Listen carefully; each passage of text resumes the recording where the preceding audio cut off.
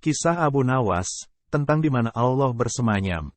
Suatu ketika sepulangnya dari ibadah haji, Baginda Harun al-Rasyid mengundang Abu Nawas yang sudah lama tidak berjumpa ke istana. Baginda memerintahkan beberapa prajuritnya untuk menjemput Abu Nawas untuk dihadapkan ke istana. Sesampai di istana, Baginda langsung menyambut Abu Nawas dan mengajaknya ke pendapa untuk berbincang-bincang sambil minum teh.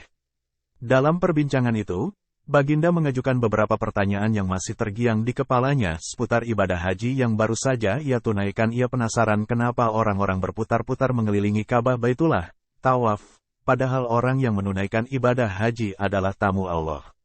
Jika sebagai tamu Allah, kenapa tidak dipersilahkan masuk ke dalam Baitullah satu persatu, pikir Baginda. Baginda pun mulai mengajukan pertanyaan pada Abu Nawas.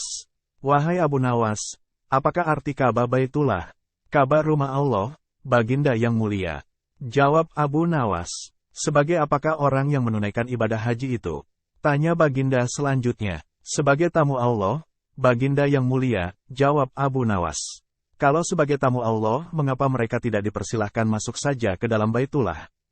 Tanya Baginda lagi. Baitullah hanyalah sebagai lambang. Wahai Baginda, kata Abu Nawas. Kalau begitu di manakah Allah bersemayam?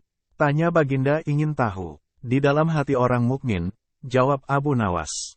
Karena tidak ada suatu ruang yang bagaimanapun luasnya mampu menampung zat Allah kecuali hati orang mukmin. Qalbu mukmin Baitullah, hati orang mukmin adalah rumah Allah. Abu Nawas menjelaskan, mengapa Baitullah dijadikan kiblat? Tanya Baginda kembali, untuk memudahkan pemahaman orang awam, Paduka yang mulia. Kata Abu Nawas, Baitullah itu terlihat mata. Dari itu salat syariat kiblatnya adalah Baitullah, yang waktunya ditentukan dan dengan bacaan tertentu pula. Sedangkan salat tarikat kiblatnya hati, waktunya bisa setiap saat dan bacaannya zikir kepada Allah, Abu Nawas menjelaskan.